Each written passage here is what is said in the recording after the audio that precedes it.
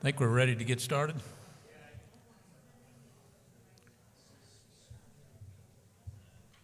Welcome, everybody. My name is Dwayne Weinrich, president of the Colorado Livestock Association. It's good to see personal faces for a change. It's been over a year. We missed last year. It's great to have everybody back. This year we have something new. We have it virtually streamed live, so I know there's a few folks out there today online, so it's great to be able to do that too. Few housekeeping items. Please silence your phones. The restaurant rooms are out and to your left down the hallway. If you did not stop and register, you can do so until 6:30 this evening. The Colorado Finest celebration will be the evening following, or be this evening following the speaker session. So if you'd like to join that and you do not have a ticket, stop by the registration booth and pick up a ticket for our dinner tonight. With that, I'd like to introduce Sarah Beatty from MC Communications. She's our moderator for our panel discussion today. Panelists, please come to this podium.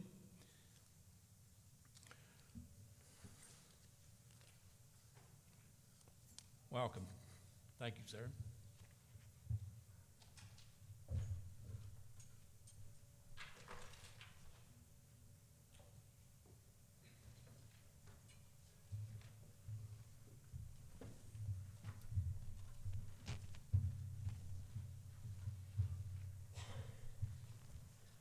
Good afternoon. Is my, yep, my mic is on. Can everybody hear in the back? I'm gonna take that as a yes. You got a thumbs up. I got a thumbs up. I can't see, the lights are right in my eyeballs. Well, I'm Sarah Beatty from M&C Communications. We are privileged to work with CLA and Radke Ford Growers Association and some other groups, and I'm really honored to be on leading this panel discussion today. And we're going to discuss some of the issues surrounding the public perception of animal protein, who we should be talking to, and what a cohesive message to the folks that we're talking to might sound like, the challenges that we're facing, and we're going to end up with some ideas about ways that you can get involved. And at the end of this discussion, we've got lots of time for people to ask questions. I know we were talking about some questions at lunch today, so I really encourage you to jot down any thoughts or questions for the panel and bring those to the end of this discussion. I think that'll really make this very useful. But I'm going to go down the line here, and Jordan, let me start with you and have the panel introduce yourselves and who you're with. Sure, I had on. this fixed. There he is. Yeah. I'm Jordan Levi with Arcadia Asset Management. We're part of the group that facilitated the purchase of Five Rivers cattle feeding. Reside here in Windsor, Colorado. I'm actually stepping in for Mike Thorne, who was supposed to be in this seat today, was unable to make it, got sick. So great to be here and glad to be the substitute. And my name is Jennifer Brown. I'm a reporter and co-founder of the Colorado Sun, which is an online-only news organization that is journalist-owned and operated. We started almost 3 years ago, and the founders of the Sun used to work at the Denver Post, and we left there together and started our own news outlet that is, like I said, journalist-owned, not corporate-owned, and happy to be here today. Good afternoon. I'm Keith Belk. I'm a professor and head of the Department of Animal Sciences at Colorado State University. I'm also a fourth generation in Colorado, and so I have a lot of stake relative to this industry and the conversation we're going to have today. I live just east of Fort Collins, Colorado, so not very far away. My name is Amanda Radke. I'm a beef producer from South Dakota, and for the last 13 years I've written for Beef Magazine, focusing on consumer trends, family business, and regulatory burdens. And my real passion is promoting egg literacy in schools, so I'm an author of children's books that are teach kids about where their food comes from. Thank you all. So I'm going to throw a couple of questions out here just to kind of set the stage for today's conversation. So by a show of hands, who has heard about Initiative 16, the PAWS Act? Pretty much everybody. Who has, partly thanks to a lot of your work, Jennifer, who's heard about the meat in, meat out kerfuffle a couple months ago? Did anybody hear about the website Epicurious, the cooking recipe website magazine, dropping all new beef recipes last week before? Did anybody hear about the 3 Michelin-starred New York City restaurant, 11 Madison Park, dropping all animal protein and animal products from their menu? A couple of people. So, I mean, I think it's really clear to say that the landscape of the livestock industry in general, but specifically, 3-4 of these issues affect the Colorado livestock industry. It's fair to say it's changing quickly, that landscape. And we are so lucky today on this panel discussion to have some experts in different areas who can help us look at these issues from different, really, I'm hoping, informational, informative points of view. Jennifer, I'm going to put you on the spot first. I hope that's all right. Sure. I think it seems safe to say that there's a really big gap between consumers and producers. This communication gap is something that you highlight in the recent articles that you and Michael Booth did in the Colorado Sun. From your perspective, are consumers and producers who live in the same state on either side of I-25, spitting distance from each other, are they speaking the same or different languages? And what do you think those barriers to understanding might be?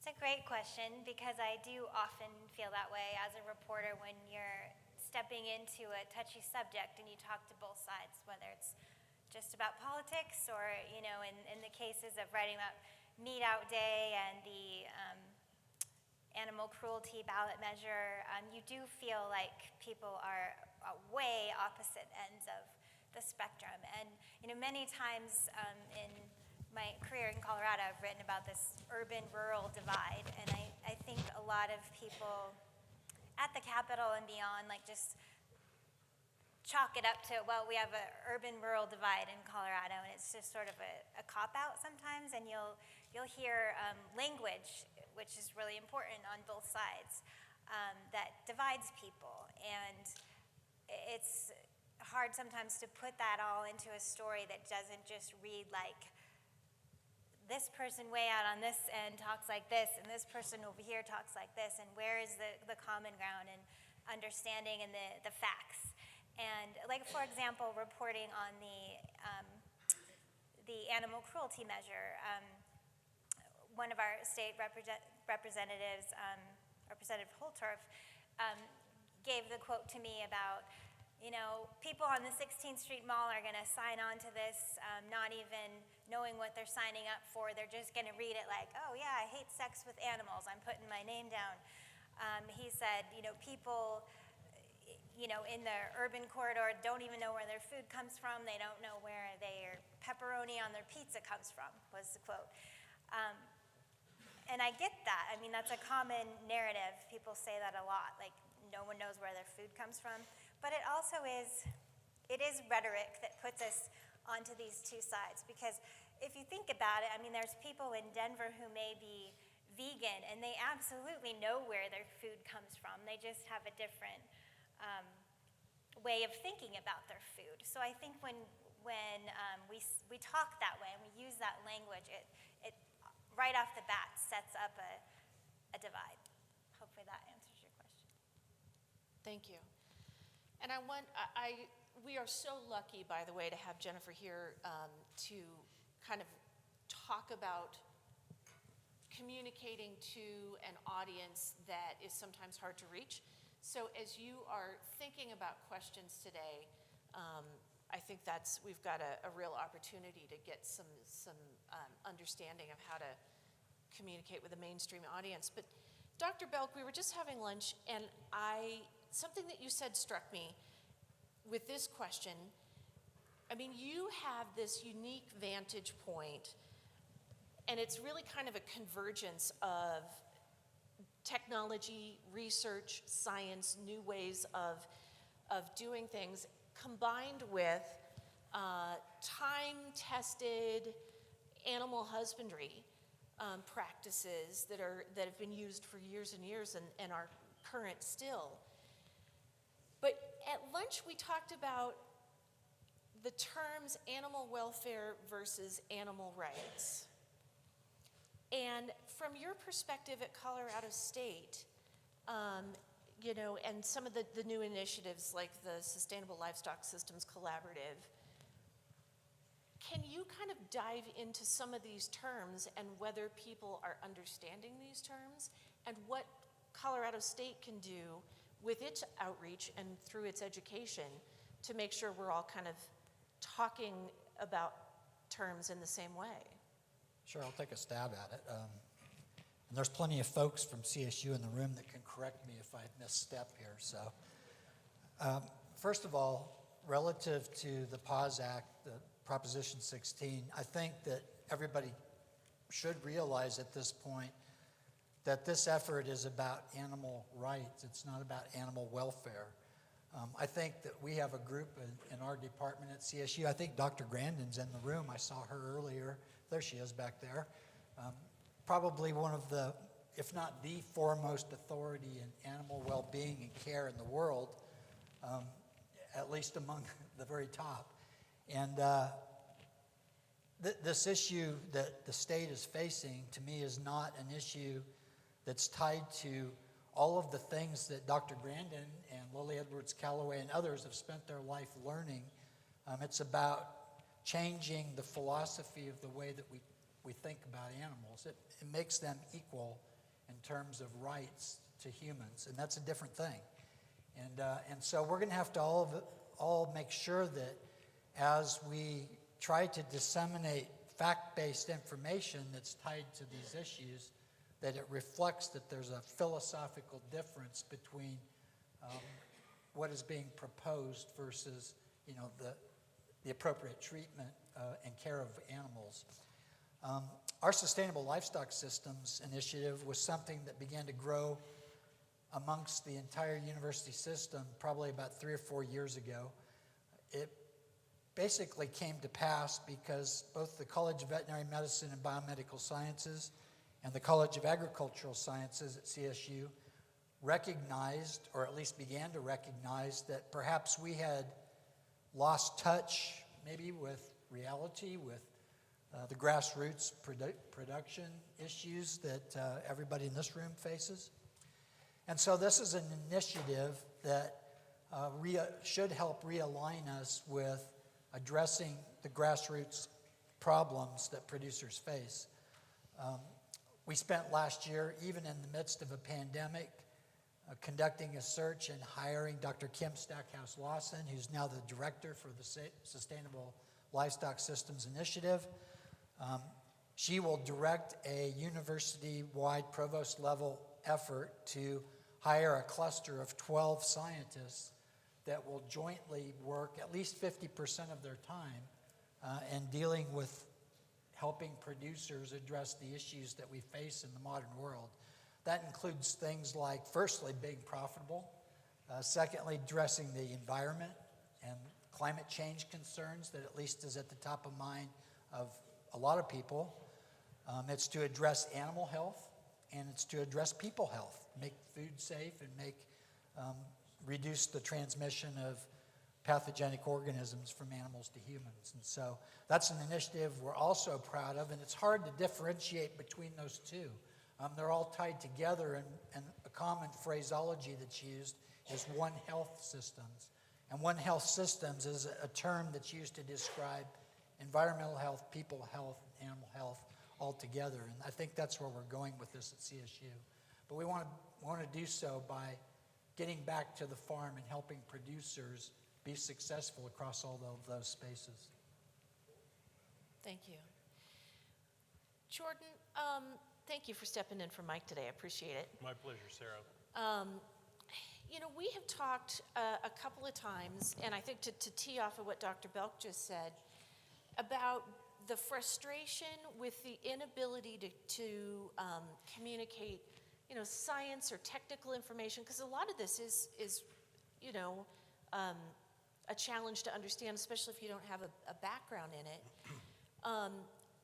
From your perspective, you're investing in beef. You've invested in beef. What is your perspective about why that's a good investment for you? The Five Rivers philosophy is really based on best practices and great science and application of new science. So how does that factor into your decision to invest in it? It's a good question. They told me to look at the audience, so I won't get offended. I think when we look at the longer-term thesis for the industry, or even if we step back and look at what we're doing today, our future is extremely bright. It's painful today because we're probably, we look at the share of the beef dollar that we're receiving today, and it's disappointing, to say the least, but it's transitionary. And I think when you start to follow the dollars, and every day you wake up and you feel like you're in the crosshairs of the general public, or you feel like you're in the crosshairs of your neighbor, we have to remember the consumption of our product at the dollar that we're receiving. And we're seeing record beef offtake in the United States. We're seeing record beef consumption across the globe. And quite frankly, at the end of the day, the bottom line is we're seeing record beef demand at a time when the attention is on other things, and such as alternative meats. And so that's ultimately why we invested in beef or in cattle, is we think that this trend continues. As the world becomes wealthier, they'll demand protein, and then they'll demand even higher quality protein, which is the protein that we produce collectively here in Colorado. And that's ultimately why we invested in livestock production. And look, did we predict a pandemic? No. Did we predict awesome offtake and incredible demand this quickly? No. But we are extremely excited about the future. We're excited about the sciences that have come to us, that we inherited. And there's some great scientists here that gave us these sciences that we still use today. And we're excited about the future to implement those new sciences that come our way. Look, we can't communicate it any better than anybody else. If people aren't going to believe human sciences, they're going to have a harder time believing animal sciences. So we do the best that we can in terms of communicating it, but ultimately our results are based on the dollars that we receive for the product that we collectively produce, and that's the most exciting thing about investing in agriculture and livestock production today. Thank you. So, Amanda, you're a communicator. I mean, I think that's, you talk about your work in ag literacy, your work on getting accurate information to kids in school, to their folks, coordinating the Meat Stick Protein Initiative, which is wonderful to make sure that kids have something to eat, talking about the need to translate science, translate some of these technical pieces of information, and telling a complete story of agriculture, not only where food comes from, but I think equally as important, the pressures that are causing loss of family farms, rising food prices, and many other challenges. From your vantage point, what are the most effective messages and what are the most effective conduits for those messages in the face of these challenges? Yeah, well, I think everyone in this room is obviously very passionate about the beef industry, and if you've come to these conferences before, you've heard plenty about being an advocate and sharing our story on social media, and probably very few of us actually go home and do that because we'd rather be outside taking care of our cows and enjoying what we love to do for a living. It's very clear to me what the challenges are and that we have some serious concerns when we look at it from the production angle of if some of these things should pass, am I all of a sudden a criminal? Am I going out of business? Will I lose my multi-generational farm or ranch forever? And so when you feel like that target's on your back because you have celebrities and the media and this concentrated effort to take beef off the plate and replace it with, fake meat or cicadas or maggots or kelp or all these other different things I've seen that they suggest we should eat besides beef burgers, it can be frustrating and it can be challenging to know exactly where to concentrate our efforts. Now this pandemic has made me really think a lot about advocacy and how we can reach consumers in a new way that's effective. Because while we're stressed in agriculture, guess what? Our consumers are too, because they're facing the exact same challenges that we are, the loss of jobs and economic stability, stress at work and having to deal with new COVID challenges, illness, loss of life, the emotional toll of being isolated and, in many cases having to homeschool or virtual school with their kids. And I think ultimately our consumers are thinking about paying their bills, buying groceries that they can afford, what they're going to feed their kids on the weekends. And so if we can change the narrative from, yes, it's good to share our stories of the family farm and rancher, and it's good to walk the voters out and tell them if this Pause Act passes, here's XYZ of what the consequences are going to be. But we've got to change the narrative to focus on that consumer that we're hoping to serve.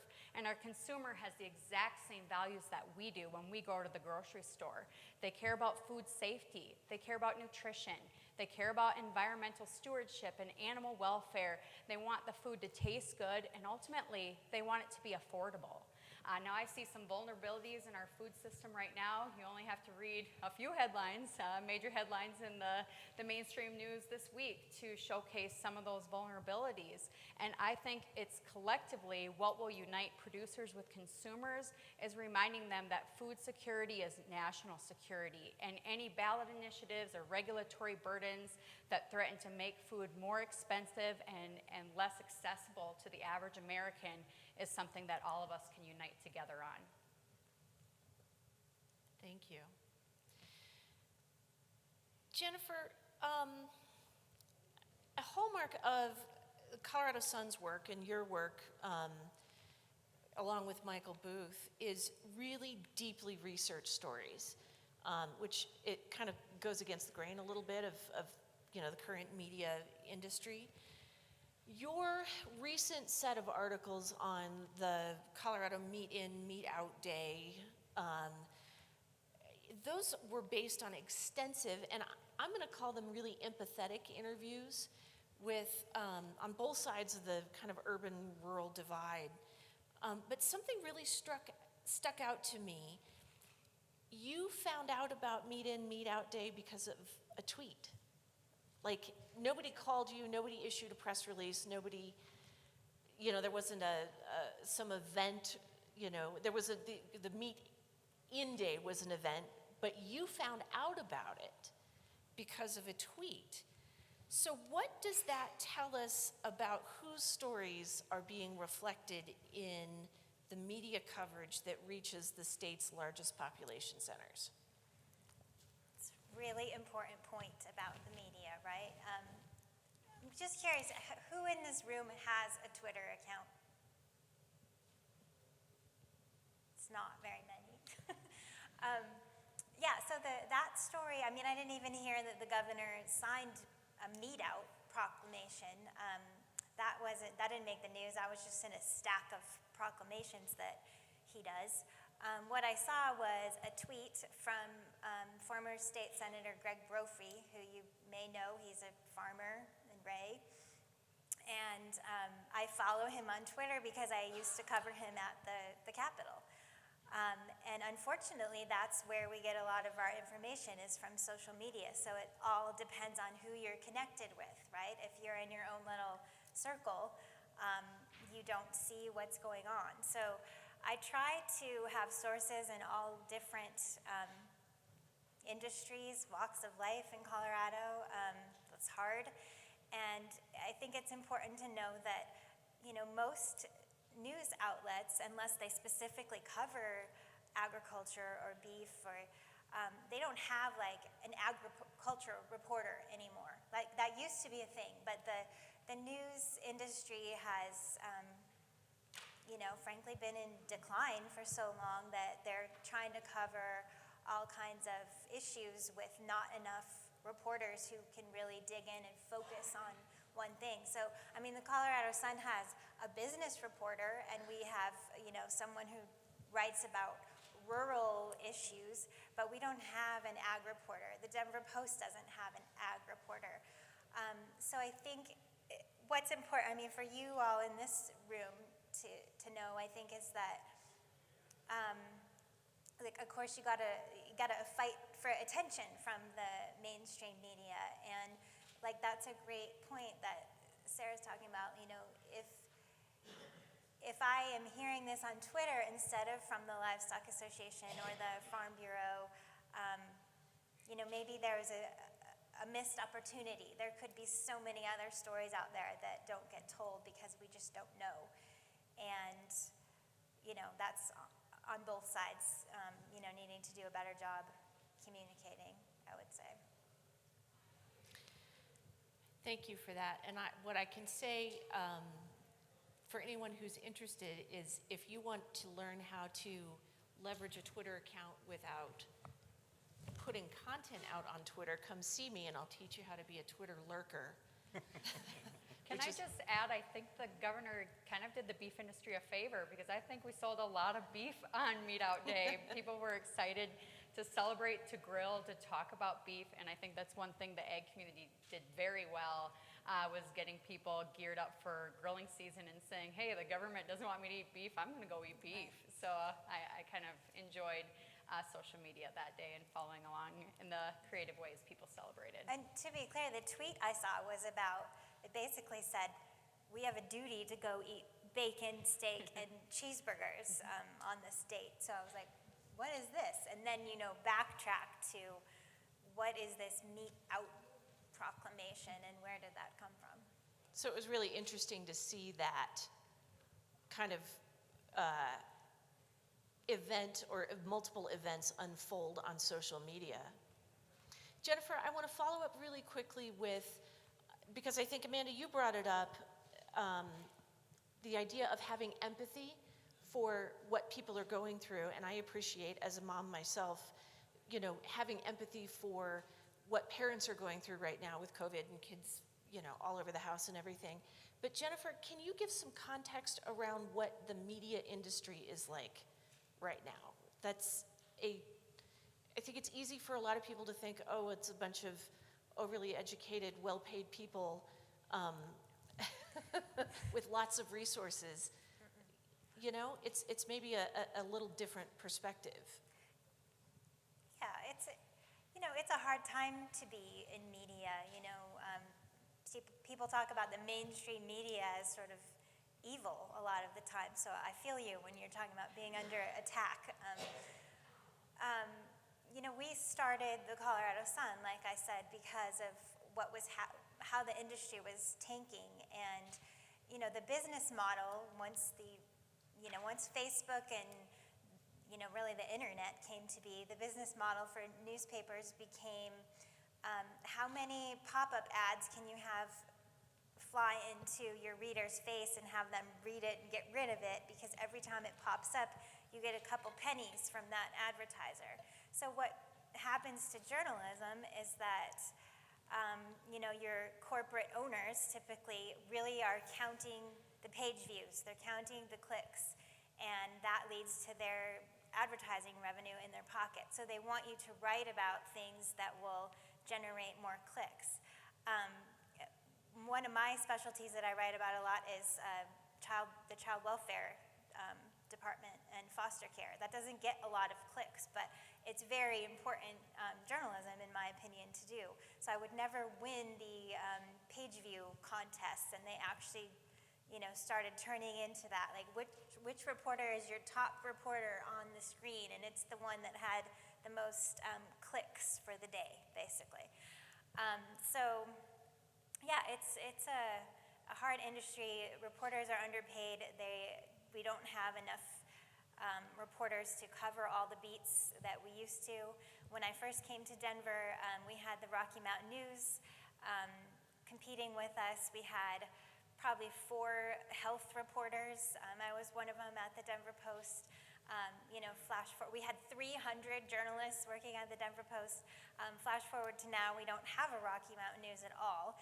The Denver Post probably has 60-something employees, and that is why, those of us who left and created the Colorado Sun. And if I could, just to explain our business model for 10 seconds, we don't have those pop-up ads. The only thing that the Colorado Sun is basically it's a relationship between those 13 of us that work there who want to write great stories about all of Colorado, and people that want to read great in-depth journalism that's not about getting clicks. And we just ask that you give us $5 a month, or if you're more well off, $20 a month, and we keep producing the website full of great journalism, and that is what pays our salary. So we don't have any ads that will pop up in your face. Thank you, and I appreciate being able to ask a few extra questions here and there. Dr. Belk, so earlier when we were prepping for this, you have, and I've heard this from you a couple of times, you're concerned about, and I'm going to call this sustainability, but this is the average age of farmers and ranchers, and how CSU is working really hard to recruit and train the next generation of ag producers, whether it's production agriculture or chicken farmers who sell eggs at the local farmers market. So can you talk about how CSU is positioned to be the university of record for these really different divergent, maybe not divergent, but different agricultural paths? Yeah, for sure. We want to be a university that represents diversity in thinking and everything else. And the reason for that is, and there's many in this room that have heard me say this before, but let's take the beef industry as an example. The average age of a rancher in the United States 10 years ago was about 56 years of age. Today it's about 66 years of age. So what that means to me is that nobody is entering the business from this upcoming generation, or very few. And I don't mean to stereotype, but that's true. So the question you have to ask yourself, we're all feeling the significant amount of pressure from all directions right now regarding diet health, regarding Proposition 16, regarding pick an issue, climate change, regenerative agriculture, whatever the topic is.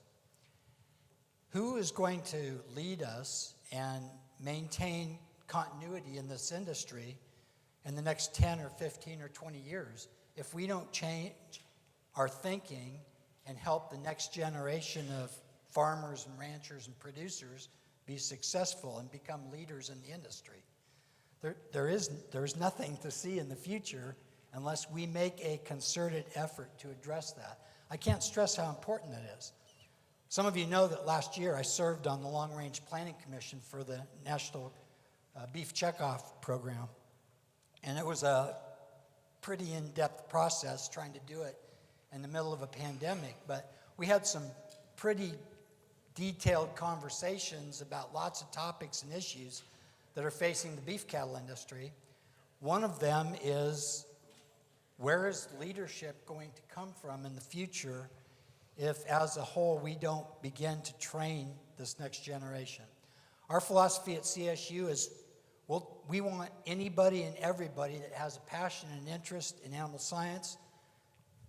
They walk through our doors, we're going to give them that opportunity. We're creating a curriculum that provides hands-on experiential learning opportunities so that no matter what their background is, we're going to provide them the opportunity to get their hands dirty and become involved in the process of growing sheep or cattle or whatever it is. The other thing I want to say is, how many of you have heard about Greta Thunberg? Who knows who Greta Thunberg? A few of you? Most of the CSU people raised their hand. Greta Thunberg is pretty famous. In 2018, she spoke to the United Nations. She's been listed as Time Magazine's top 100 most influential people. She is an activist that's addressing climate change and environmental preservation. And she spent most of her early days, I'll say it that way, addressing use of fossil fuels. And just this past week or so, she's decided that now she needs to also address the production of food from meat animals as a causative factor in environmental, greenhouse gas production and those sorts of things.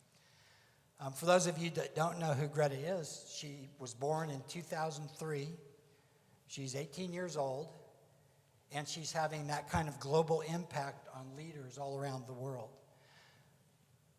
My position, and I'm not sure that everybody agrees with this position, but my position as trying to support, as a land-grant university, production agriculture, is we have to produce leaders that have that equivalent amount of impact. And so our philosophy is bring everybody on. We're going to allow them to make mistakes while they're at CSU, learn from those mistakes, get hands-on training, and become passionate about production agriculture. I'm just going to follow that up slightly. If you haven't seen Greta's work on Twitter, she's really good, and that's part of her skill set, is a real in-depth adeptness at spreading her message on Twitter. Jordan, much of the focus at Five Rivers is on using technology and innovation to care for animals, run a really efficient operation, care for the environment, all of the sort of aspects of stewardship. And I hope you're going to forgive me here, but anybody who knows me knows that I will take every opportunity to pun.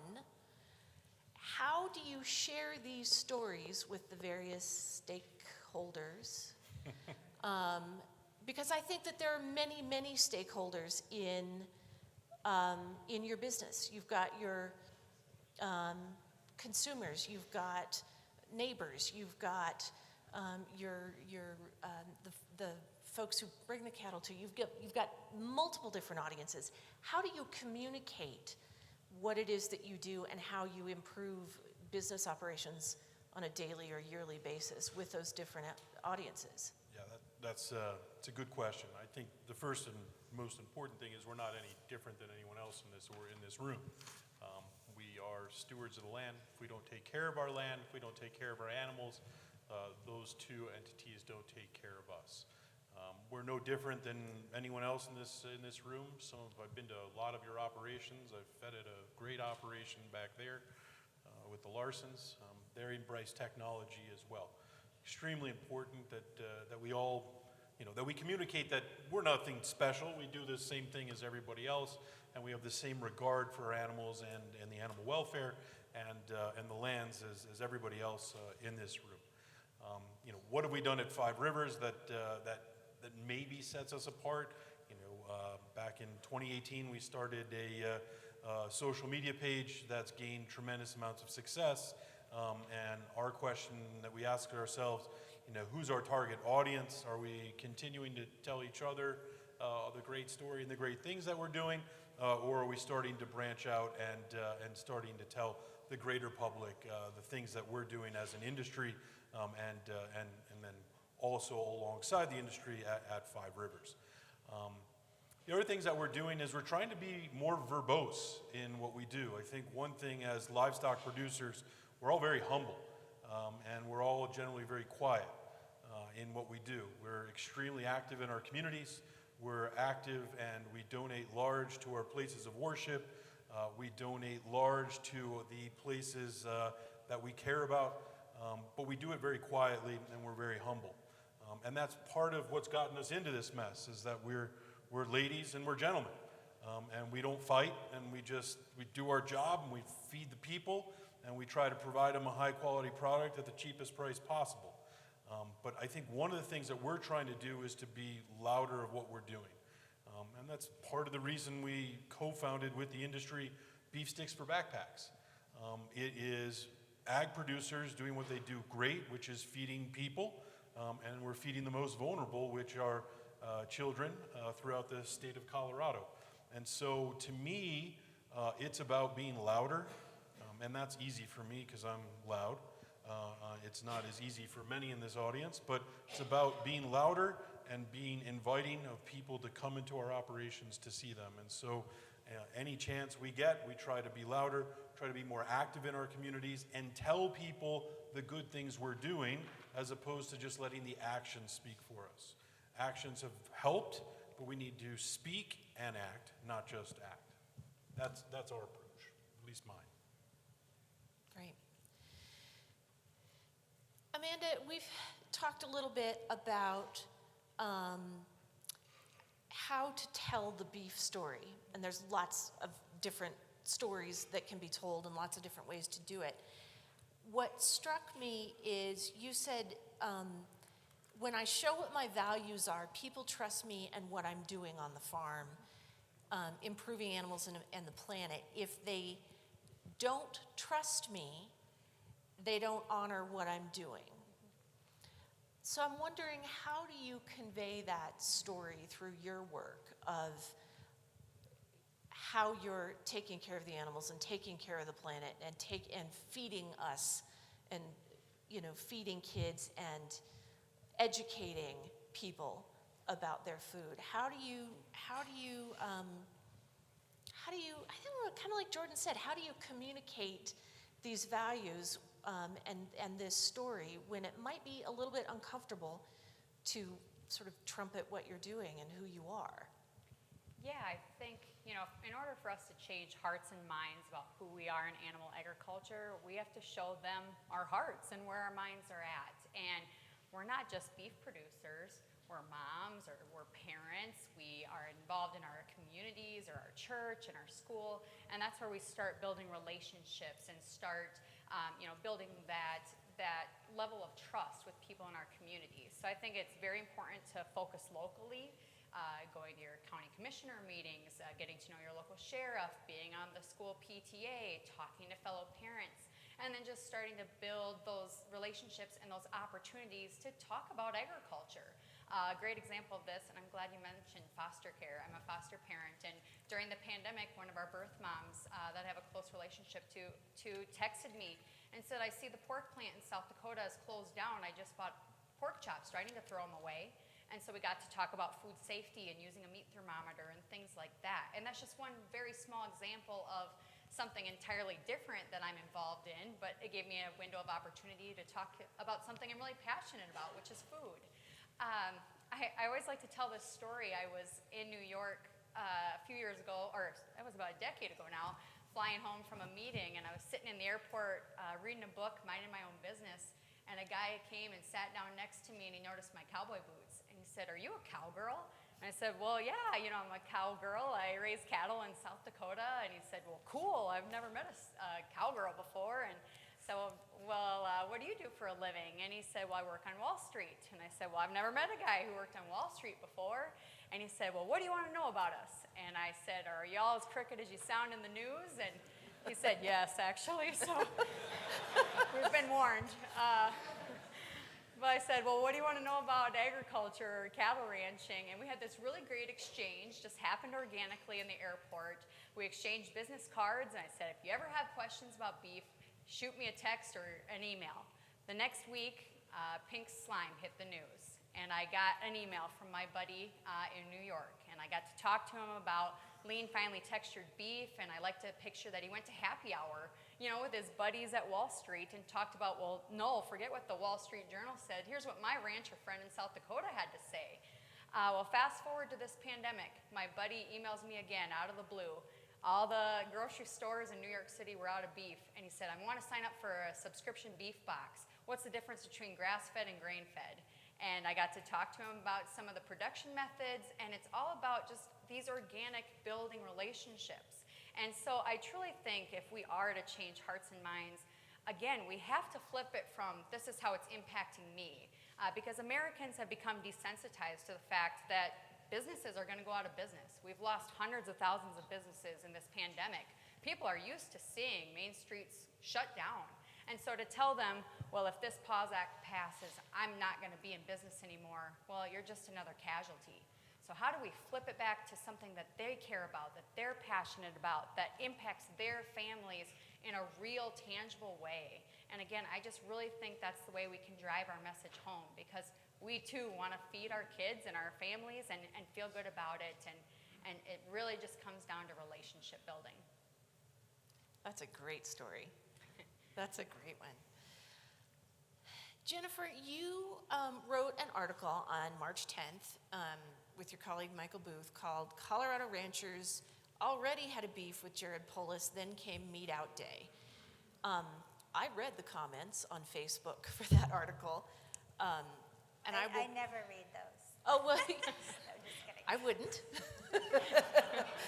I would call them spicy. But the article it's a really long, comparatively, a long article. It's well researched, which I think makes it unusual these days. Kind of getting into some nuts and bolts a little bit.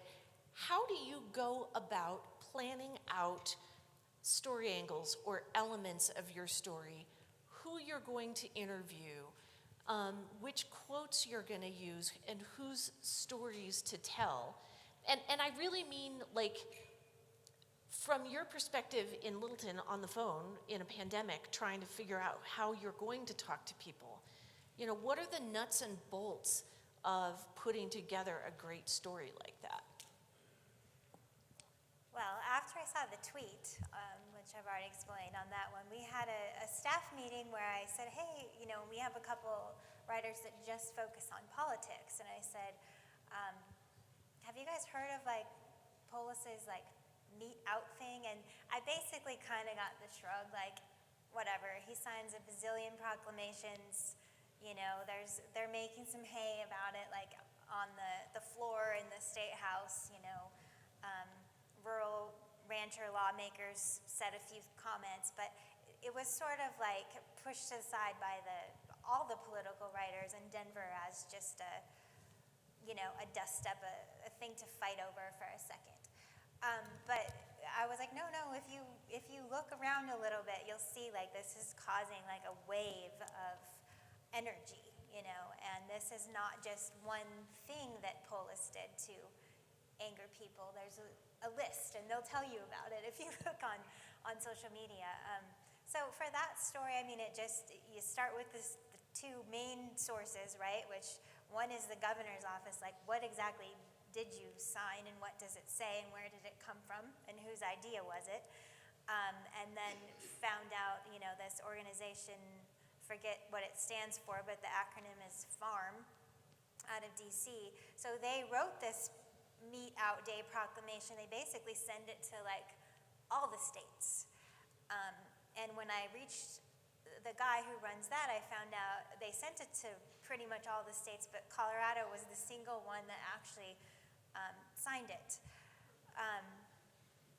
So there's a lot of questions about, like, why step into that one, and maybe some regrets that we'll never hear about. But you know, then it was calls to the Livestock Association, the Farm Bureau, who are both super helpful, and then, you know, just one kind of word of mouth with that story. I don't know a ton of ranchers who are sources on a regular basis, so it was like, who should I call? We went to talk to Kenny in Yuma, and, you know, we got sent over to somebody in Colbrand and Lyman. We got to go out to a ranch in Lyman and take some beautiful photos, and then you know, heard through all those people about the folks out in Buena Vista who had spray painted their hay bales, and it just kind of all bubbled up.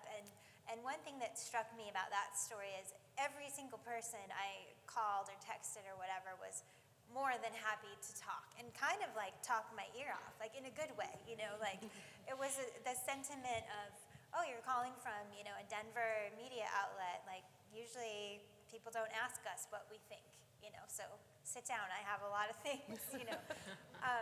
So yeah, and then I think when you put the story together, of course, the most important thing is who do you start with?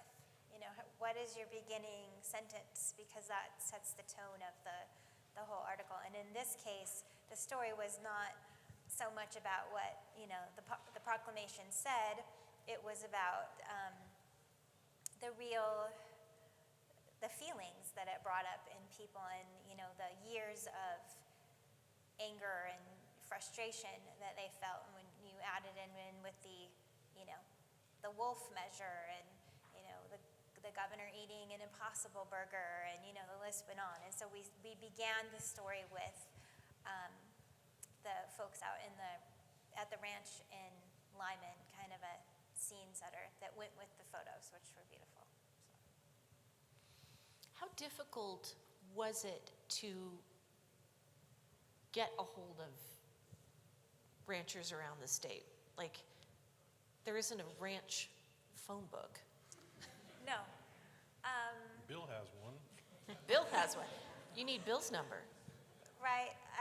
If I recall, I called Greg Brophy to start off, and then I think he passed me on to Kenny, right? And then, you know, Kenny was driving around checking on cows while he was talking in his truck, and then, you know, it really was organic, one person to the next, because you're right, there is no Rolodex for that. And they don't have like a central PR person, you know. Who's speaking for the ranchers today? Like, that's not how that story really works, so you just kind of dig a little bit for it. Right. How many people dug around for that story? How many reporters? Yeah. Well, I think the Colorado Sun was the first one to write about it, and then the Denver Post did do a follow-up after us, and that's as far as I've seen. But I did hear from somebody that national news was out here doing some interviews on not really meat out day, but on the ballot measure. So I think that's going to make some headlines, and we were talking earlier about you know, getting the message out ahead of that ballot measure on animal cruelty. And I was saying earlier that it's, for the news cycle, it's really early. Like, this isn't a thing that people are going to vote on until November of 2022, you know, assuming it does get on the ballot. So if it feels like people aren't talking about it yet, or you don't see it on, you know, Channel 9 in Denver, I think it will come. It's just, you know, a lot of things don't get attention and gain traction until first of all, they're even, you know, approved for the ballot. So it will come. Thank you. I've got a number of questions, I think, that will just ask the same question of everyone on the panel, but I'd love to have you all start thinking about questions that you have, anything that we haven't gotten to that we can add in after this. But Dr. Belk, I'm going to start with you, and I keep coming back to you for definitions. Wonderful. You know, of various terms, but I think that CSU in particular here might be well suited to define the term sustainability, and my guess is that's got a number of definitions. I mean, are we talking about sustainability for farm and ranch families, for the environment, for renewable energy production that is part of some, you know, ag producers' business models, the sustainability of raising cattle? I mean, we could go on and on about what sustainability means. How does CSU step into that and say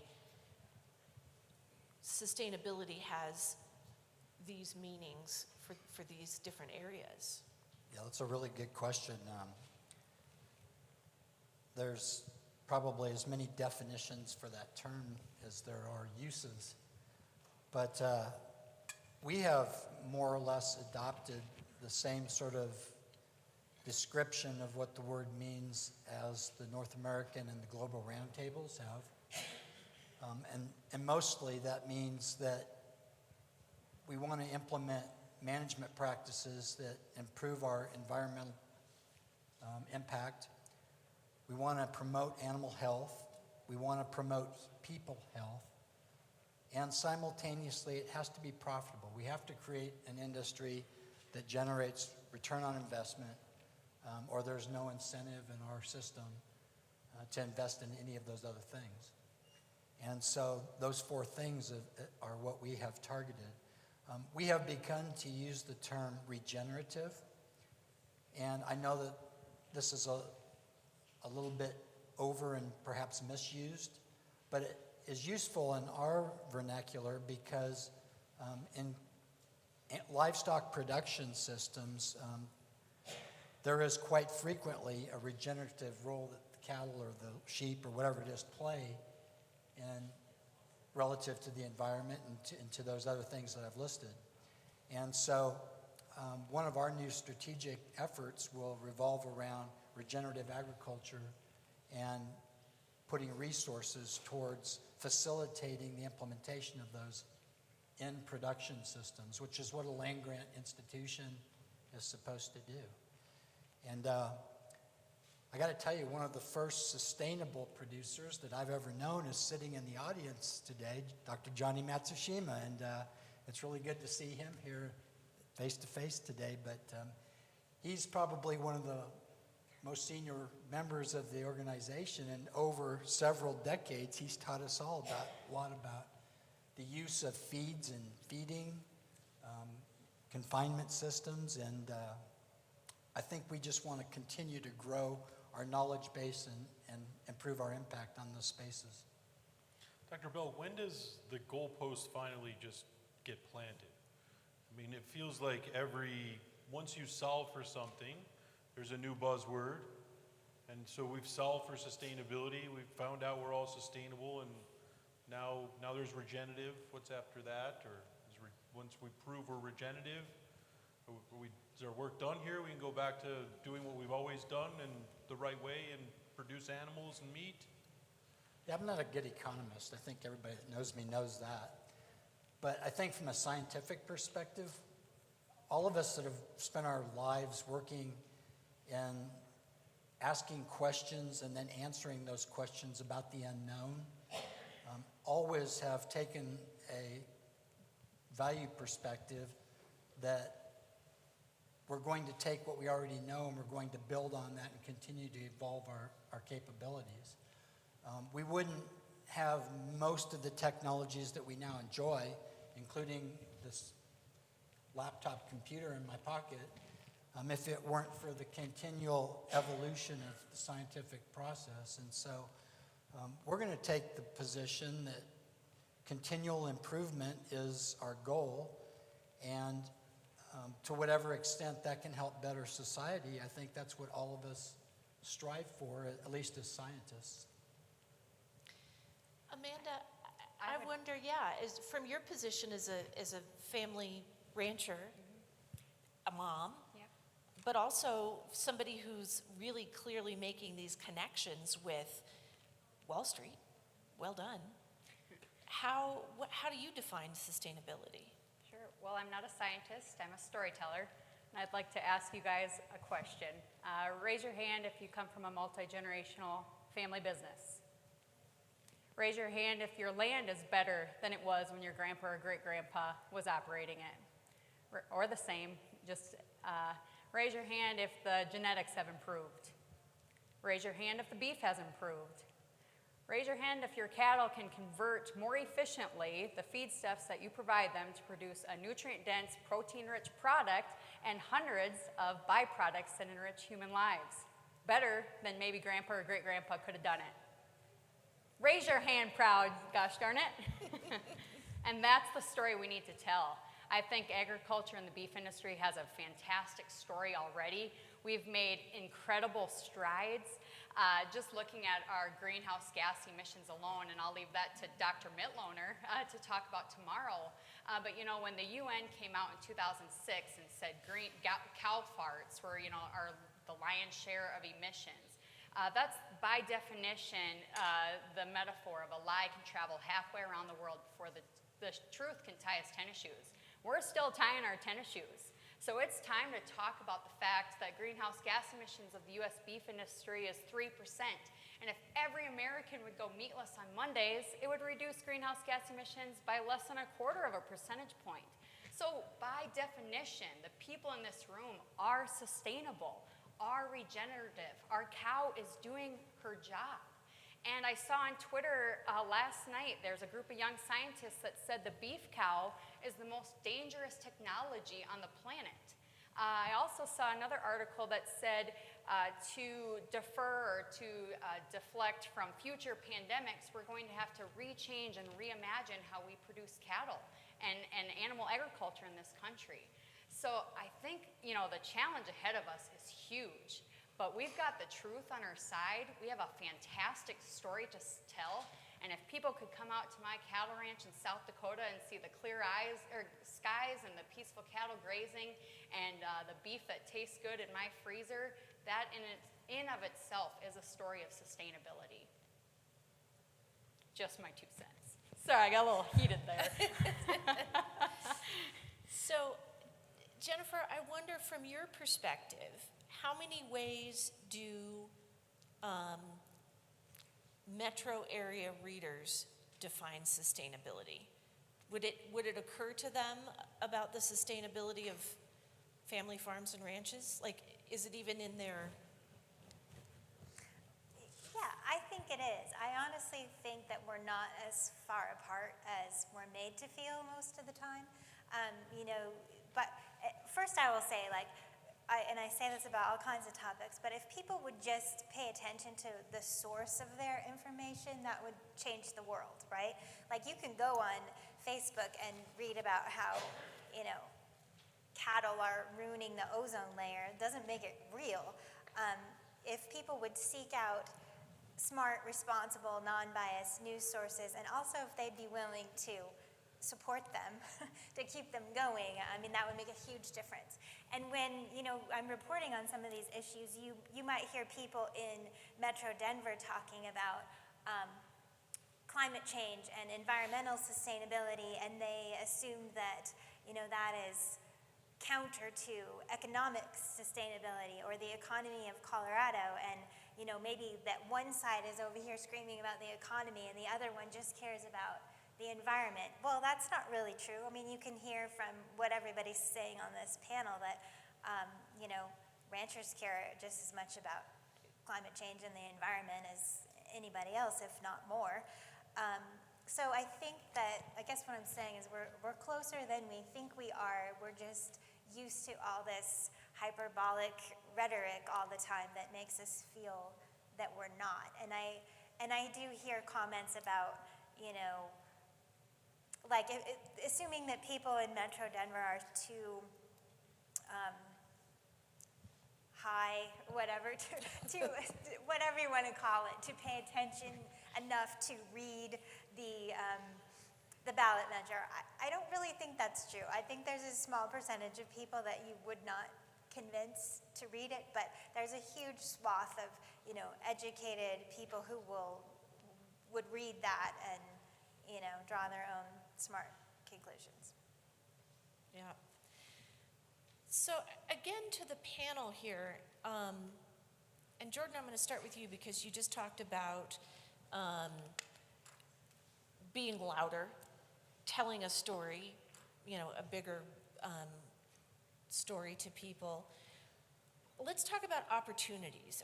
What opportunities are you as a panel, and I'll just start with Jordan and work the way down. What opportunities are you seeing to communicate the experience and the contributions of ag producers?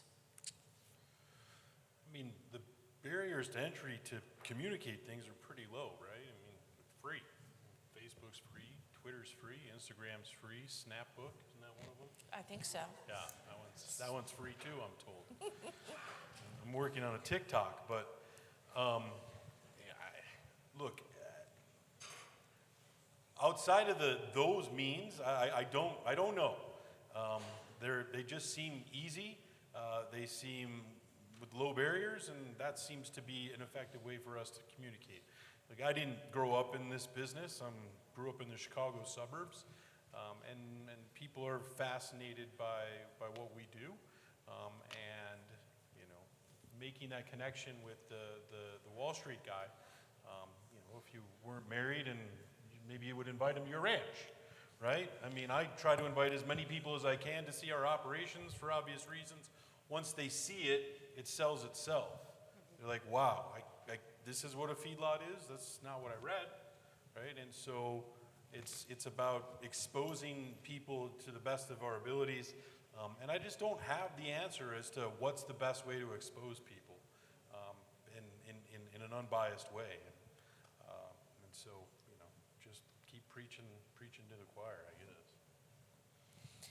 I mean, Jennifer, you've got the benefit of being a reporter at a metro area paper. Are there, well, digital paper, what are the opportunities that you see to communicate out this message or to have conversation around some of these messages? Are we thinking of all of the places that that you might be looking for that rancher phone book or looking for that story? Well, that's why I was grateful to get invited to come out here today, right? It's not that often that, you know, I get to be in a room full of people who, you know, work in the ag industry. And I think that besides what was already mentioned about social media, what we're trying to do at where I work at the Colorado Sun is try to do more engagement with the community, and not just social media engagement, or not just when you're interviewed for a story, but to actually hold events. So we got off to a really good start with that and trying to hold events around Colorado, but then of course, you know, the last year kind of ruined everything, and we had quite a few you know, events over Zoom. But we do plan to, you know, I would like us to have an event just based on, you know, if this ballot measure is approved. You know, maybe some of you all can come to Denver and help, you know, be on a panel up there and educate, you know, the average Denver educated already reader, because they keep up with the Colorado Sun and would have been invited to that. But yeah, I think that, you know, from my perspective, I try to read a lot of these small town newspapers that still exist throughout Colorado, and, you know, if those stories aren't just about, you know, a very small local school board issue or something, try to elevate some of those topics to more of a widespread readership. Dr. Belk, in our conversation getting ready for this, you had talked about some of the work that, or some of the expertise that CSU students bring to outreach. What kinds of methods of you know, communication or outreach are you seeing to talk about these contributions? Well, one of the advantages we have in the land grant system is we have the extension service, and there's times when we've been better at that and times when we haven't been so good at that, but we have a concerted effort right now that several folks are here. Dr. Martin, I see sitting there, are out working to try and get more usable and factual information into K-12 youth programs, 4-H FFA, whatever. We've also, and I hate to use this terminology because it can be turned around on me, but we have a captive audience in our students. We have the opportunity to help our students understand the facts versus the fiction, and if we're all doing our jobs at CSU, then we allow them to think for themselves and pass their own judgment, but based on factual information. And so that's a pretty good resource. I'll give Jordan's company credit. I think Five Rivers Cattle Feeding does one of the best jobs I've seen in trying to disseminate information to society at large about, you know, the real cattle business and what happens in their feedlots and things like that. They do an outstanding job of it. But another program that he's been involved in, there's a whole bunch of people in this room that's been involved in it, is the Beef Sticks for Backpacks program. This is a pretty cool opportunity for us to basically kill about 4 birds with one stone. We're helping students learn about the manufacturing of a product that's then basically donated to children that are nutrient deficient and they have a significant need of added protein in their diet, while simultaneously promoting the beef industry and promoting the production systems that are used to produce it. And it's a huge successful story about beef, and it's a good way to communicate what the beef industry does to a whole new generation of upcoming students. So there's programs like that, I think, that have been really, really beneficial. And Amanda, other than just these awesome connections you make in airports, I mean, talk about the methods or the channels that you find really useful to sharing your thoughts and your messaging. Sure. You know, I think everyone's going to have a preferred platform that they want to operate in. So I use Facebook, Instagram, Twitter, to some frustration. I think anybody that works in social media communication or anybody who has been paying attention the past year with the U.S. political election becoming really divisive and social media becoming this beast for trolls on both sides to fight amongst each other. For years, we've seen agricultural posts like, hey, I have heifers for sale, be censored off of these platforms, and now we're seeing it in overdrive. So I had a friend post a video. She made an Instagram reel of working cattle through the chute, and they were really gently moving through the chute. That was flagged for animal abuse. I myself, if anybody reads my blog at Beef, they know I hammer on the fake meat companies for stealing our nomenclature, bashing our product, and trying to sell their product and replace ours from the meat case. And I made a social media post calling out Bill Gates for suggesting that rich nations should stop eating meat to curb climate change. And I talked about the benefits of real beef in the diet for human health and cattle on the land for planetary health. My post got shared hundreds of times, but on every single post that was shared, I had the COVID sticker that was on there that said I was dangerously spreading misinformation. And so the censorship is getting more and more so where chances are you probably know someone that's in Facebook jail right now, and that's just par for the course. And so the really savvy users are learning how to operate these very finicky algorithms of these mainstream platforms. They're also moving to other platforms to share their stories. But my best advice is for wherever you land, keep it kind, keep it factual, and keep it consistent. So just show up every day, share your story, stick to your message, ignore the trolls, and keep doing you. And the truth will shine.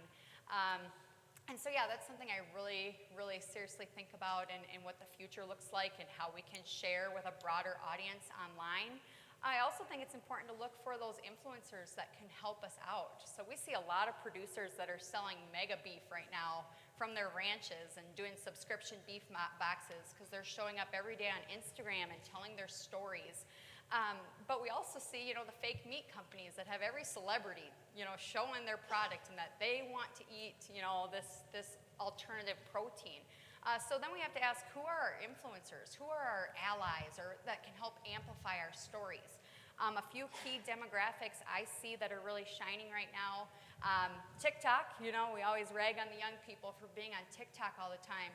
They share fantastic advocacy videos where they're talking about beef or cattle or agriculture in general.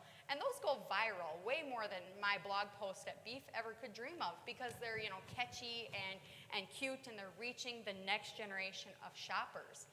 Another one right here in Colorado, it happens each year. There's a a ketogenic carnivore conference that happens in Boulder, and all these nutrition and health experts that have gained their health and wellness by eating, meat-centered diets surrounded by beef. They come to Colorado and they put on this conference that's attended by hundreds of people and watched by even thousands more on their, social media platforms. And they're banging the drum every day talking about the health benefits of beef. And now those folks that I've befriended over the years on social media, they're seeing that the cowboy is struggling and they're fighting even harder for us than we are. And it's incredible to see.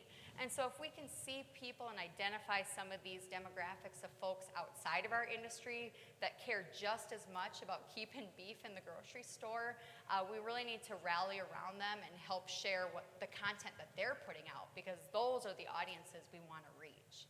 And frankly, those guys that are eating all beef, they'd buy an extra cow and put it in their freezer. So let's focus on those people that genuinely really love our product and get them to buy even more of it. Yeah, those are some great ideas. So before I open it to the floor, I just have one final question, so get ready if you have questions.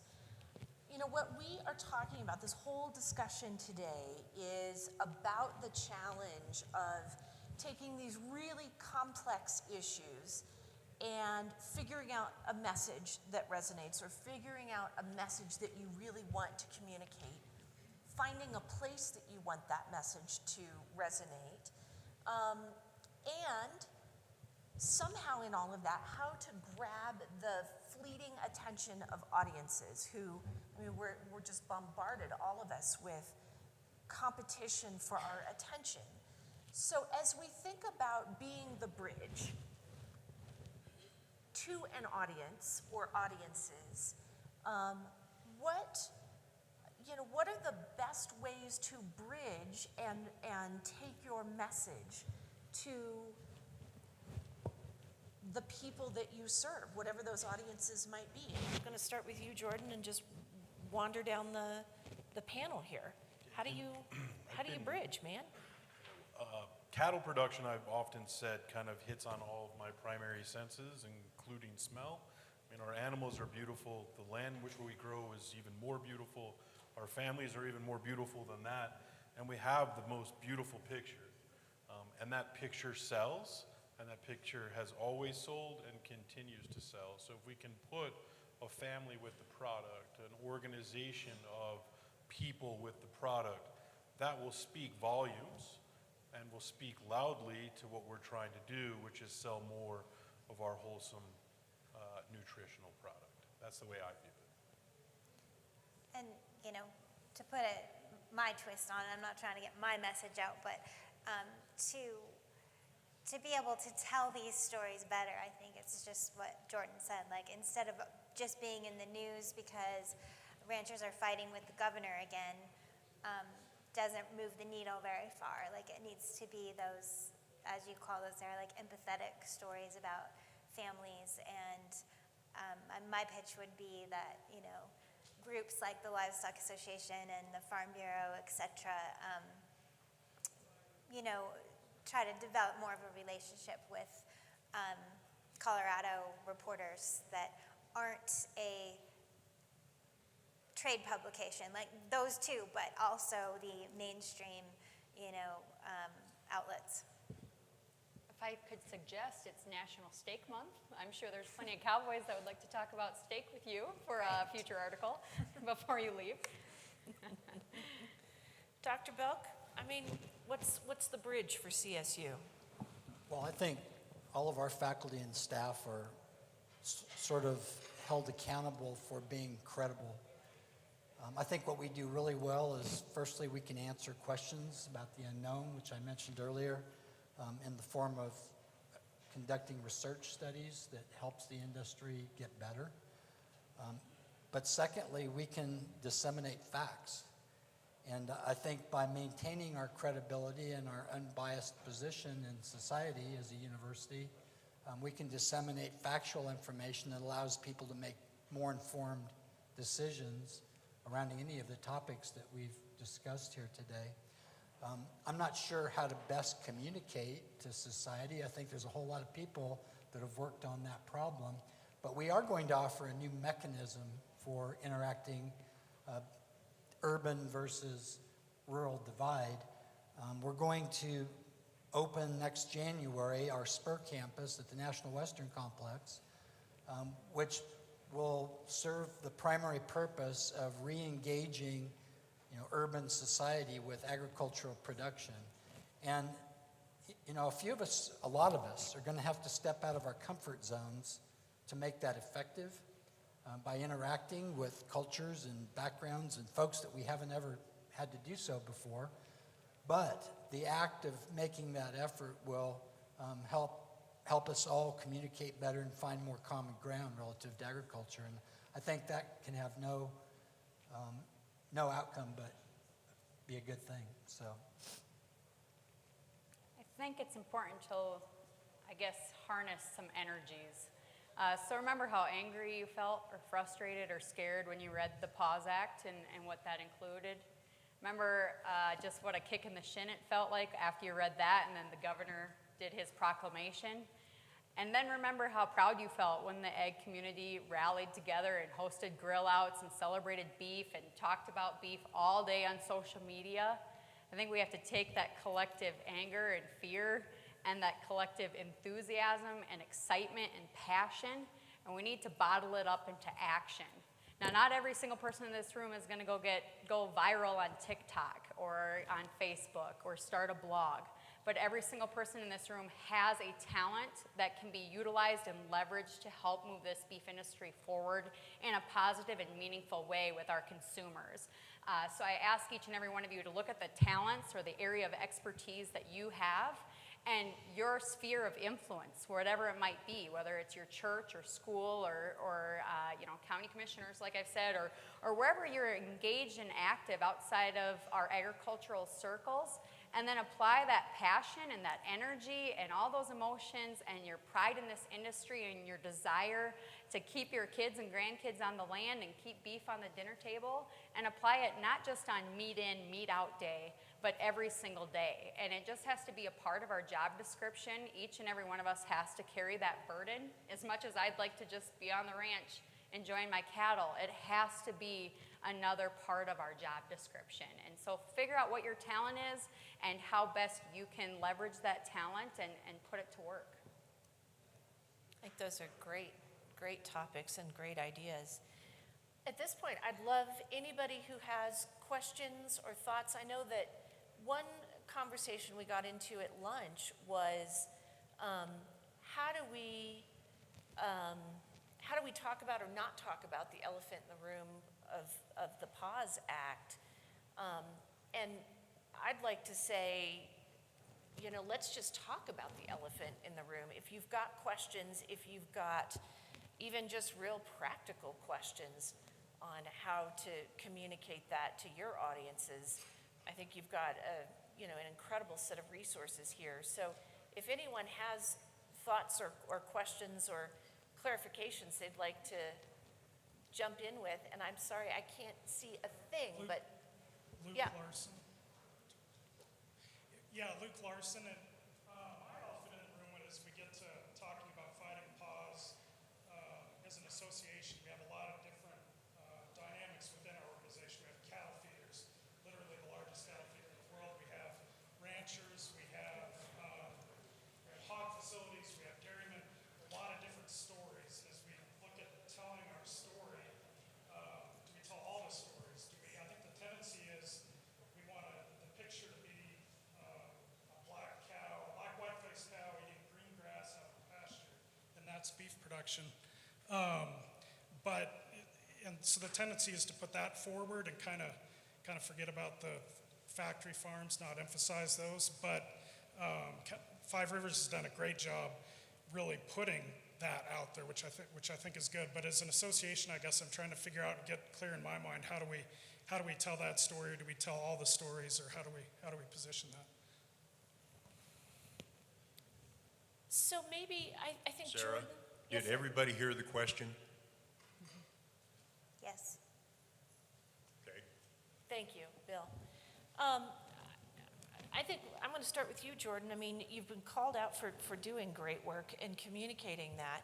but there's a lot of components to what you're doing. So to follow up on that question, how do you decide which stories you want to tell? I mean, this issue's way too important for amateurs like me. And it's going to take a lot of money. And I think, my belief is, it should be one quarterback with a lot of money and that we trust to do the message. And so to have CLA, CCA, Farm Bureau, and then, North American Packers Association or whatever they are, having 4 different messages would be a waste of capital. We should decide as an organization which organization's going to lead this front and make sure that we represent all of the industries that are important, because we're only going to have one chance. And if we lose, it's going to be painful and expensive. So to me, over the next 3 to 6 months is to decide how much money it's going to take, where the money is going to come from, who's going to do their part, who's going to quarterback, and who's going to be the GM, and as opposed to fragmenting it. It's just too important to do it any other way.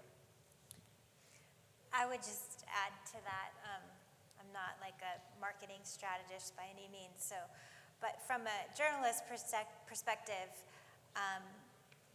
yes, that, but also let people tell their stories. Like, don't control the message too much, because that's obvious. The media will see that, and also there's a different side to that measure, and if you try to control too much, it will all come out eventually, so you might as well just let people tell who they are, be genuine, let a reporter come to their ranch, whatever, put it out there. That's my advice. Great point. We're going to address it by providing factual information and a widespread mechanism to all of anybody that wants to have access to it. And I would also advocate for the industry to consider this not just a Colorado issue. This is a national issue. It's an industry issue that could perhaps be global in its magnitude. When you start dealing with the philosophies tied to an animal rights movement, that's very different than, as I discussed earlier, than animal well-being movements. And you can make the argument that if this type of public policy moves into a law, if it becomes law, then the success that will incubate will show up in more states than just Colorado. And I think most people know this particular issue we're only facing in 2 states, and therefore it should be a national issue.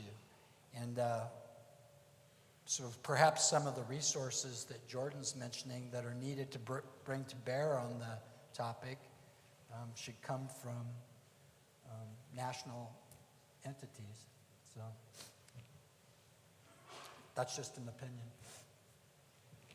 I echo all of the statements here, and I'd also add that we're facing a twofold challenge here. The first is the 24-hour news cycle and how fast it is. So you can go from, Biden's giving a speech this morning to, something happening locally to, gas prices are going up and people are filling up grocery bags because there's, a cyber hack happening to, the government is releasing a report on UFOs, aliens, keep going on with my day.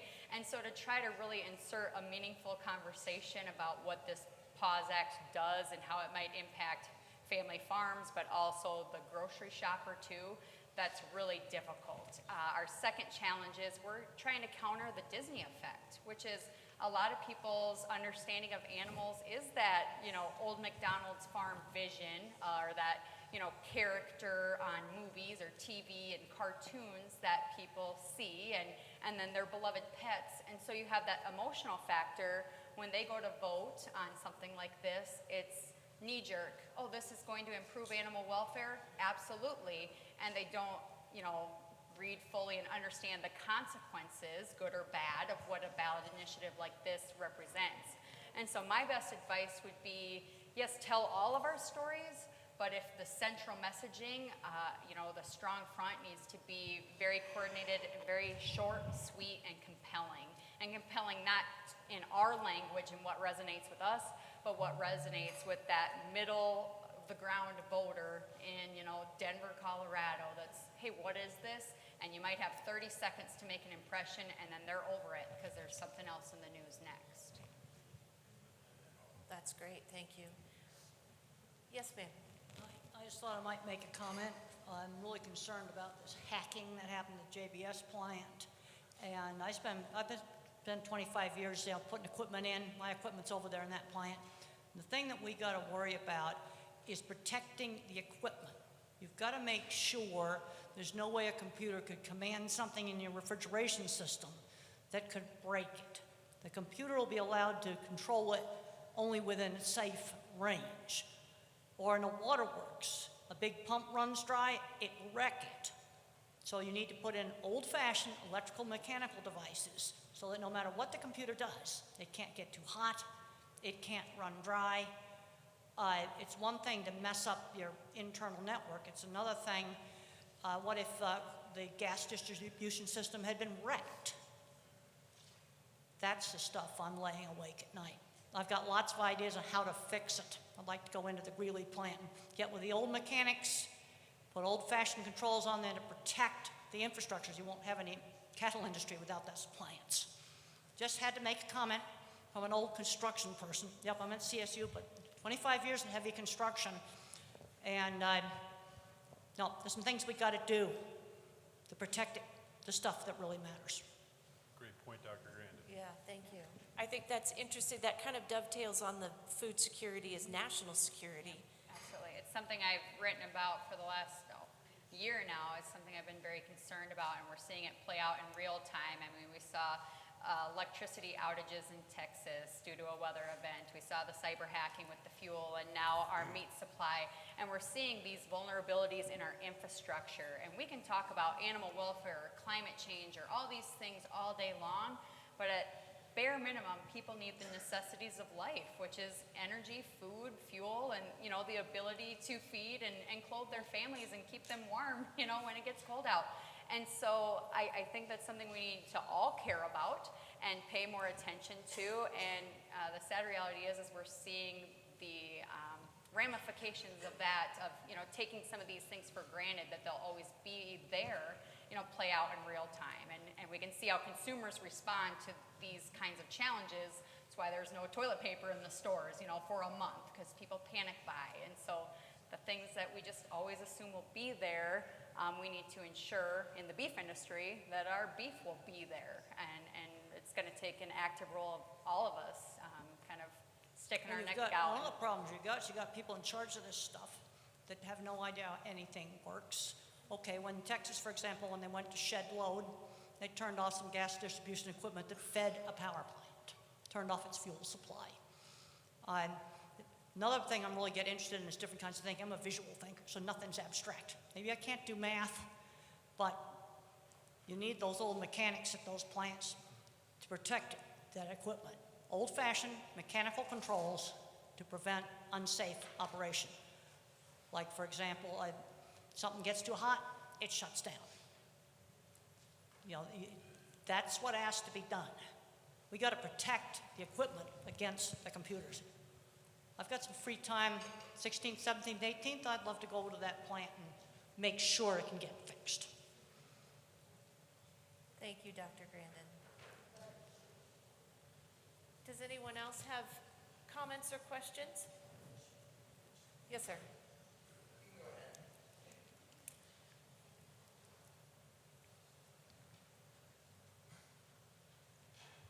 Thank you all. It was, some great conversation we've had today, so I certainly appreciate that. I'm Janie Van Winkle from Mesa County, a cow-calf producer. And Dr. Belk, it's kind of interesting that you mentioned that many folks see these animals really in comparison to their companion animals. I was just thinking about this yesterday as I was irrigating with the little water we do have. It's so green around here, I appreciate that. But I was just thinking about how do we help these folks make a differentiation between food animals and these companion animals. And how can the program that you're working on at CSU be a part of that and give us that data and focus that to the message like Jordan is talking about, as well as telling our individual stories? Yeah, that's a great question, Jenny. And by the way, I hope you all get some of the rain we've had soon. You need it more than we do at this point. Part of our effort surrounding sustainable livestock production is it's a systems approach. So the idea is you're going to apply production technology in conjunction with social science to address some of those issues. We have social scientists at CSU. They're not in our department, but they work to try and understand what motivates societies to behave and do certain things and think certain things in certain ways. And when you combine their capabilities in that space with the idea of improving on, let me say, addressing the production systems that matter to mainstream society, not to all of us as producers, but to mainstream society, you can have an impact. And I think that's been demonstrated in other industries. I'll give you the computer industry as one. But to do so, it takes a concerted, systematic effort. And that's the reason we decided to, I saw Frank Gehry here also. He may want to comment on this, but that's the reason that we developed a concerted effort that spans at least 12 faculty positions to address this space. Because there's not, I'm known for saying this a lot, but there's no scientist anywhere in the world that's going to solve all of mankind's problems. It takes a team of different disciplinary expertise. You need to bring those to bear on a common problem. And I think that's our goal with the sustainable livestock system. And by incorporating the social science component into the technical science component, we'll be able to do things at the grassroots that will help producers address the issue in a real and tangible way. So we're not there yet, but that's where we hope to be. Dr. Gehry, you should comment. I mean, you've been working on this a lot.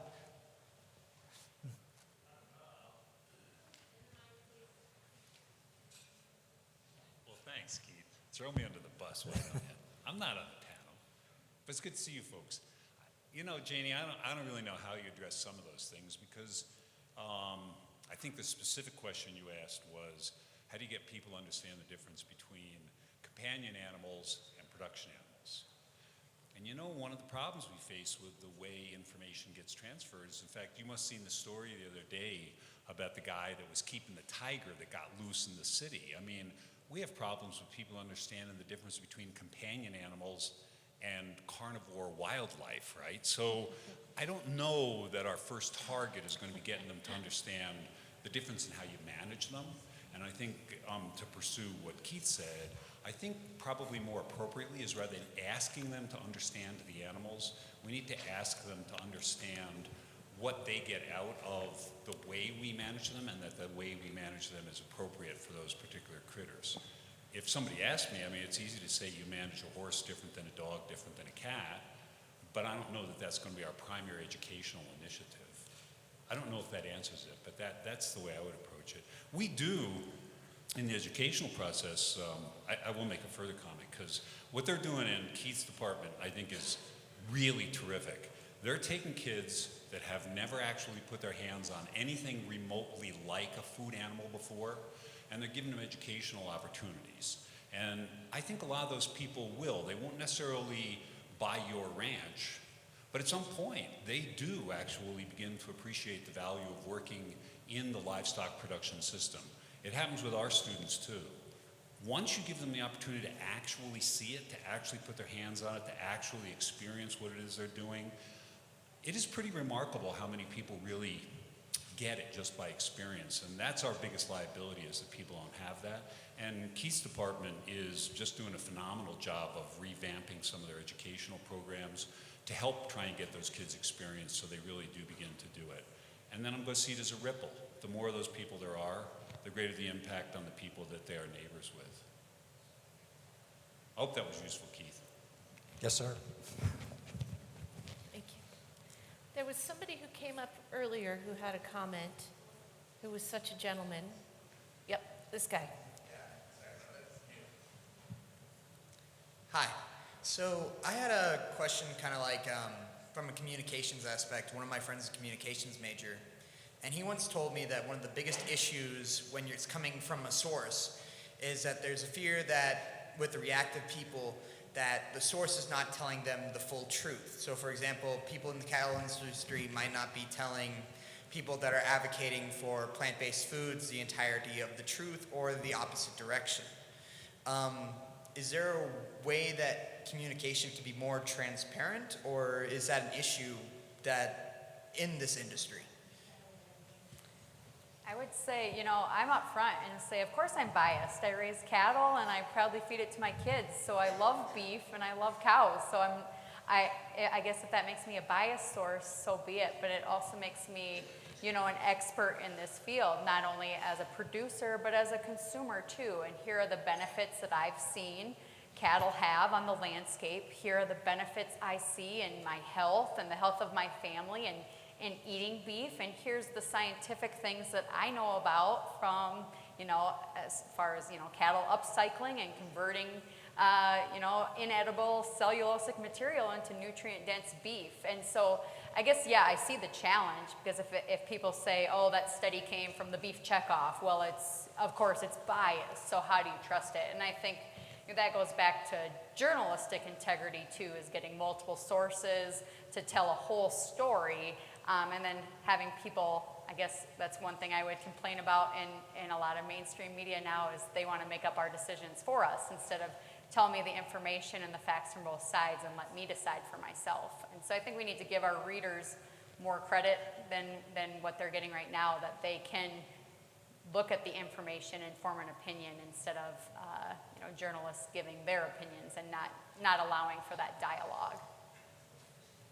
I would add to that, as a reporter, one example I can think of in this context is reading the Meat Out Day proclamation and some of the, facts that it listed, and then talking to ranchers and others, from the Livestock Association saying, well, that's not even a true statement, about, cow methane or whatever. There was a whole list of things in that proclamation.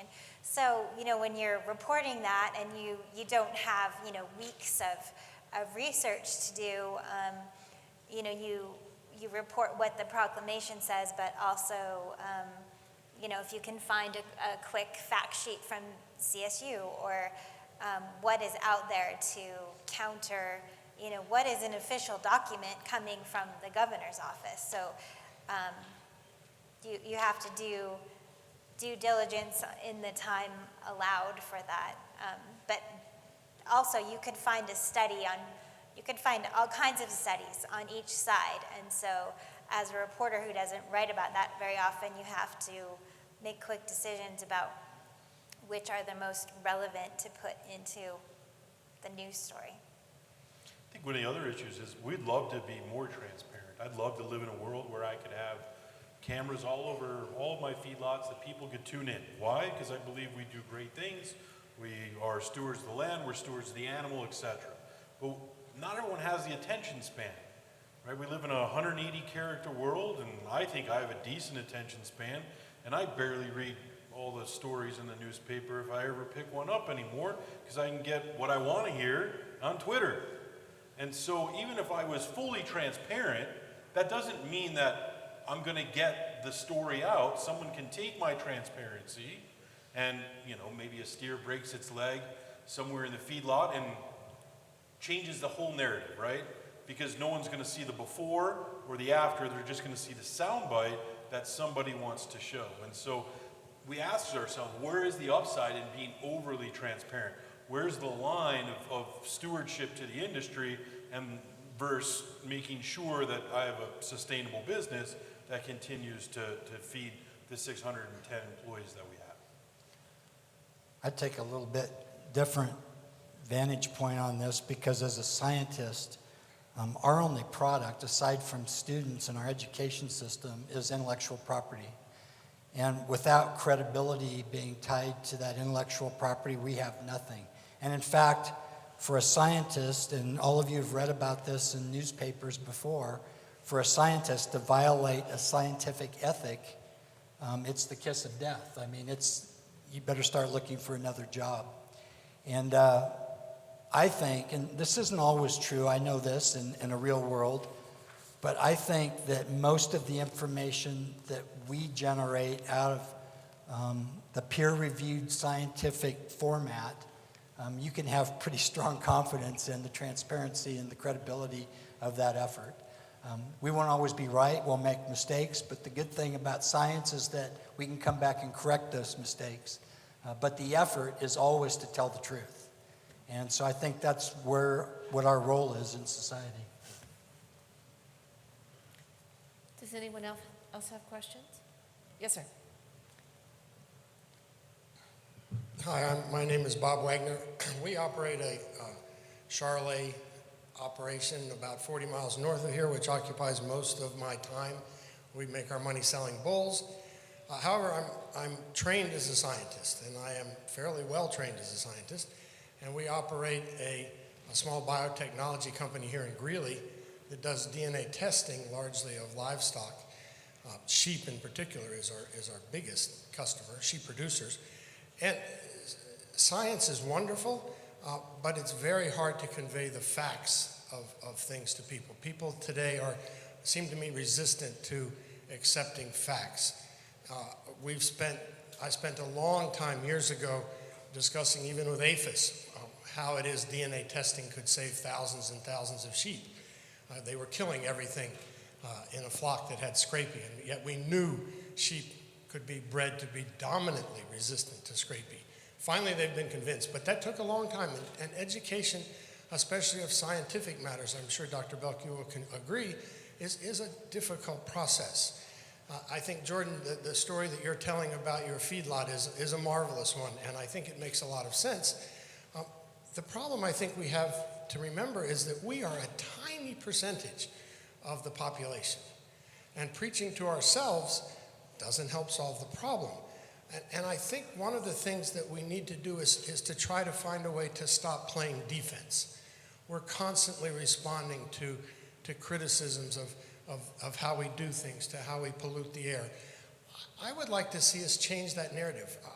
I've tried to explain to people that feedlot is actually as close as a cow ever gets to paradise.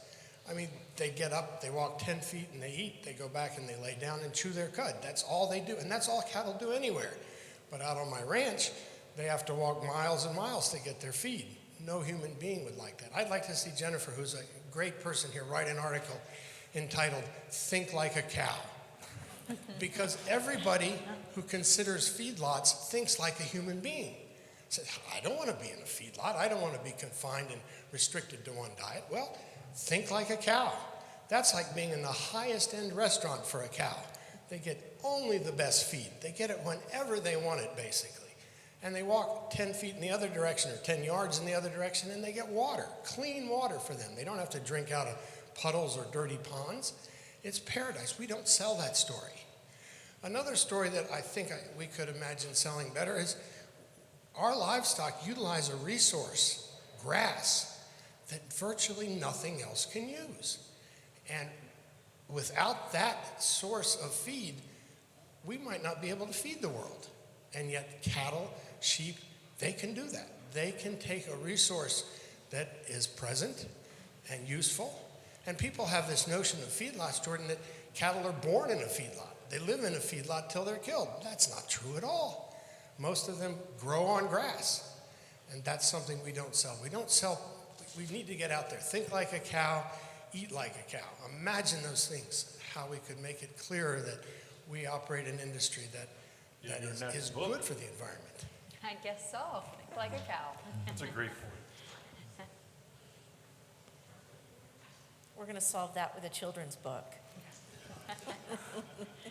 The biggest challenge we have is to convey facts without using jargon.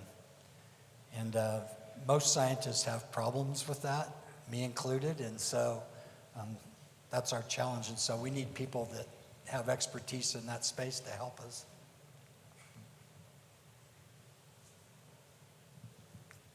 Well, Keith, I'm going to speak to exactly that. My name is Bert Rutherford, and for the first time in my life, I live in the suburbs. I live in Wheat Ridge now. And for those of you who live in the suburbs, you know that people walk their dogs. And that's quite frankly how neighbors meet neighbors, is because their dogs meet their neighbors' dogs. And so one of my neighbors came by, and our dogs were playing, and she asked me a question about meat production, what she should look for in the grocery store. And I was honestly trying to speak in terms that she would understand. And I failed miserably. Because at the end of my dissertation, she looks at me and she says, "You and I live in different worlds." And so to do all the things that the panel here has been talking about is absolutely what we need to do.